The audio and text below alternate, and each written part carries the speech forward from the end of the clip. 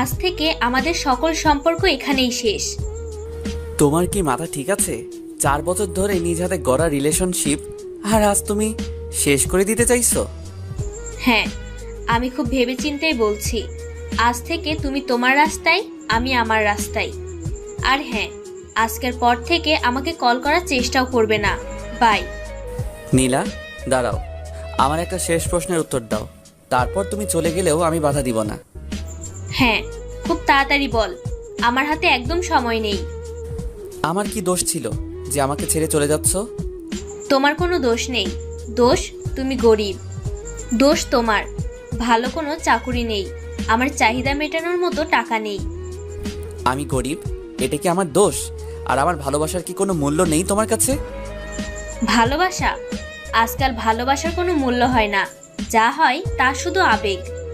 আর হ্যাঁ, কালকে আমার বিয়ে দেশের নামকরা টপ বিজনেস ম্যাগনেটের সাথে। তুমি কিন্তু অবশ্যই আসবে। হ্যাঁ, অবশ্যই আসবো। তোমার বিয়ে আর আমি আসবো না? তোমাকে আমার তরফ থেকে সেরা উপহার দিব।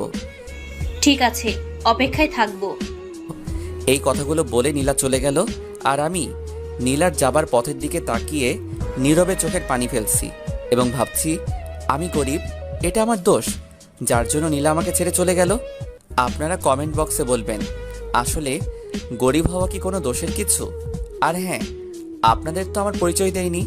আমি হলাম মোহাম্মদ হৃদয় আহমেদ, আর যার সাথে এতক্ষণ কথা বললাম সে হচ্ছে আমার প্রেমিকা অধরা ইসলাম নীলা। নীলার সাথে 4 বছর আগে আমার প্রথম দেখা হয় রেল স্টেশনে। তখনই আমার ওকে খুব ভালো লাগে, কিন্তু হঠাৎ ভিড়ের মাঝে হারিয়ে যায়। হয়তো ভাগ্য আমাদের জোড়া লাগাবে, তার জন্য আমার সিট নীলার সাথে পড়ে। সিটে বসার পর নীলা আমাকে প্রশ্ন করে, হ্যালো মিস্টার, আপনার নাম জানতে পারি? জি, আমাকে বলছেন? এখানে আপনি ছাড়া কেউ আছে নাকি? আমি মোহাম্মদ হৃদয় আহমেদ। আপনি? আমি নীলা, অধরা ইসলাম নীলা। তো কোথায় যাচ্ছেন? ঢাকায় যাচ্ছি, বাবা মার স্বপ্ন পূরণের জন্য, ভালো একটা ভার্সিটিতে ভর্তি হওয়ার উদ্দেশ্যে। আমিও ঢাকায় যাচ্ছি। তো আপনার বাবা মা কি করেন? বর্তমানে পৃথিবীতে নেই। মানে? কিছুদিন আগে এক দুর্ঘটনায় তারা, আর বলতে পারলাম না। চোখ দিয়ে অঝরে পানি পড়তে লাগলো। সরি, আসলে আমি আপনাকে কষ্ট দিতে চাইনি। যার জীবনটাই কষ্টের মহাকারখানা, তাকে আর নতুন করে কি কষ্ট দিবেন? এরপর আরও অনেক বিষয়ে কিছু কথা বলতে বলতে আমাদের গন্তব্যস্থান ঢাকায় পৌঁছে গেলাম। নেমে গেলাম জীবনযুদ্ধে। হ্যাঁ, এটাই আসল জীবনযুদ্ধ। নিজে ইনকাম করে নিজের পড়ালেখা সহ যাবতীয় খরচ নিজের জোগাড় করতে হবে। এখন আমি বুঝি যে পৃথিবীতে বেঁচে থাকার দ্বিতীয় অক্সিজেন হচ্ছে বাবা মা। এসব কাহিনী কথা চিন্তা করে হাঁটতেছি, হঠাৎ পিছন থেকে একজন ডাক দিল, হৃদয় বলে। আমি পেছন দিকে ফিরে তাকাতেই অবাক, কারণ পিছনে ছিল আমার স্কুল জীবনের ছোটবেলার বন্ধু আপন। আমি তো আপনকে দেখে জড়িয়ে ধরেছি। কি ব্যাপার দোস্ত, তুই ঢাকাতে কেন? আর আঙ্কেল আন্টি কেমন আছে? বাবা মার কথা শুনে ওর সামনে আমি কান্না করতেছি। কি ব্যাপার, তুই কান্না করছিস কেন? আমাকে বল, কি হয়েছে? তারপর আপনকে আমার জীবনের সব কথা বললাম, আর বাবা মার অ্যাক্সিডেন্টের ব্যাপারে বললাম। আপন শুনে আমাকে সান্ত্বনা দিয়ে বলল, তোকে সবসময় শক্ত থাকতে হবে এবং মন দিয়ে লেখাপড়া করে তোর বাবা মায়ের স্বপ্ন পূরণ করতে হবে। তার জন্য যত সহযোগিতা প্রয়োজন আমি করব। এখন চল আমার বাসায়, তোকে দেখলে মা নিশ্চয়ই খুশি হবে। হ্যাঁ চল, তোদের মতো বন্ধু থাকলে একজন মানুষের পক্ষে অসম্ভব কিছুই থাকে না। তারপর আমি এবং আপন দুজনে মিলে আপনদের বাড়িতে গেলাম। আন্টি তো আমাকে দেখে মহা খুশি এবং আমাকে তাদের সাথে থাকতে বলেছে। তারপর কিছুক্ষণ গল্প করার পর আন্টি বলল, আপন হৃদয়কে নিয়ে তো রুমে গিয়ে ফ্রেশ হয়ে আসো, আমি খাবারের ব্যবস্থা করছি। তারপর ফ্রেশ হয়ে খাবার খেয়ে সেই দিনের মতো ঘুমিয়ে গেলাম। পরের দিন সকালবেলায় উঠে আপনের বাবার সাথে কথা বললাম। আপনের বাবা খুব ভালো মানুষ, সেও আমাকে দেখে খুশি হয়েছে। আমি মনে মনে চিন্তা করলাম, যাক, মাথা গোজার স্থান তো হয়েছে, এবার পড়ালেখার খরচ চালাতে কোনো কিছু করতে হবে। তারপর খাবার খেয়ে আপনের সাথে ভার্সিটির দিকে যাচ্ছি। এমন সময় আবারও নীলার সাথে দেখা। হাই, কেমন আছেন? আলহামদুলিল্লাহ ভালো, আপনি? ভালো। তা আপনার সাথে উনি কে? আমার বন্ধু আপন। আর আপন ইনি হচ্ছেন নীলা। ট্রেনে দেখা হয়েছিল। হাই নীলা। হাই। তো এবার যাওয়া যাক। হ্যাঁ চলো, দেরি হয়ে যাচ্ছে।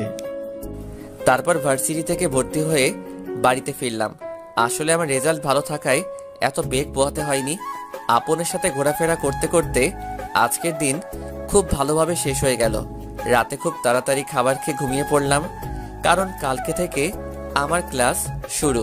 আর হ্যাঁ, আপন ও আমার সেম ইয়ার, ওরও ক্লাস আছে, তাই আমার সাথে আপনও ঘুমিয়ে পড়ল। পরের দিন খুব তাড়াতাড়ি উঠে খাবার খেয়ে আপনের সাথে ভার্সিটিতে পৌঁছালাম। তারপর ক্লাসে ঢুকে আপনের সাথে বসে আছি, এমন সময় পিছন থেকে কে যেন বলে উঠল, আপনি এখানে? পেছনে তাকাতেই আমি আবারও 333 ভোল্টের শক খেলাম, কারণ পেছনে ছিল নীলা।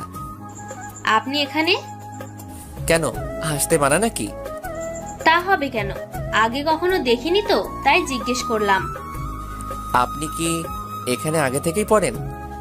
হুম। তাহলে আপন আপনাকে চিনল না কেন? কে বলেছে চিনে নাই? এমনি না দেখার ভান করেছে। তো মনোযোগ দিয়ে ক্লাস করেন, আমি যাই।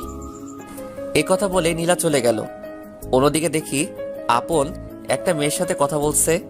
আমি তাদের কাছে গিয়ে শুনি, প্লিজ বাবু, রাগ করো না। কালকে হৃদয়ের সাথে ভার্সিটিতে আসছিলাম, তাই তোমার সাথে দেখা করতে পারিনি। কি হৃদয়, আর ভার্সিটিতে কেন? আমি গিয়ে তাদের কাছে গিয়ে আপন কিছু বলার আগেই বললাম, জি আমি হৃদয়, আর কালকে আমার ভর্তির জন্যই এসেছিলাম। ও সরি আপন, আমার ভুল হয়ে গেছে। না সমস্যা নেই হৃদয়, তোর সাথে পরিচয় করিয়ে দেই। ও হচ্ছে হিমু, আমার জিএফ। হাই। হাই। আচ্ছা, তাহলে আমি আপনাকে কি বলে ডাকবো? ভাবি নাকি আপু? কেন হিমু বলে ডাকবা? আর তুই করে আপনকে যে যেভাবে ডাক। আচ্ছা, তাহলে তোকেও তুই করে ডাকতে হবে। তাহলে বন্ধু। আমি এক হাত এগিয়ে দিয়ে বললাম, বন্ধু। হিমুর সাথে কথা বলতে বলতে ক্লাসে স্যার চলে আসে। আজকে ভার্সিটিতে আমার প্রথম ক্লাস। একটু সংকোচ বোধ করলেও সবগুলো ক্লাস মনোযোগ দিয়ে করলাম। ক্লাস শেষে, হৃদয় চল আজ আড্ডা দিব। হ্যাঁ চল, আজ সারাদিন খুব মজা করব। আপনারা হয়তো ভাবছেন রাকিব, সোহান এরা আবার কে? আজ ক্লাসে এদের সাথে পরিচয় হয়। তারপর আমি, আপন, হিমু, রাকিব, টুম্পা, সোহান আমরা সবাই অনেকক্ষণ আড্ডা দিলাম। সন্ধ্যায় আমি এবং আপন ওদের সবাইকে বিদায় জানিয়ে বাড়িতে এসে খাওয়া দাওয়া শেষ করে ঘুমের রাজ্যে পাড়ি জমালাম। এভাবে দিনগুলো বেশ ভালোভাবে চলছিল।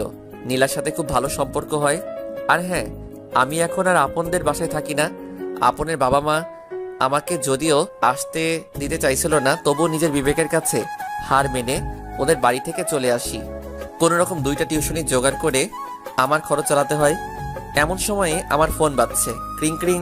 হ্যালো, আসসালামু আলাইকুম। কোথায় তুমি? কেন, বাসায়। ভার্সিটিতে আসবে না? যাবো তো। ও আচ্ছা, তাড়াতাড়ি এসো, তোমার জন্য একটা সারপ্রাইজ আছে। কি সারপ্রাইজ? ওটা সিক্রেট, বলা যাবে না, যখন দিব তখন জানবি। এই কথা শেষ করে নীলা ফোনটা কেটে দিলে আমি আর কিছু না ভেবে টিউশনিতে গেলাম।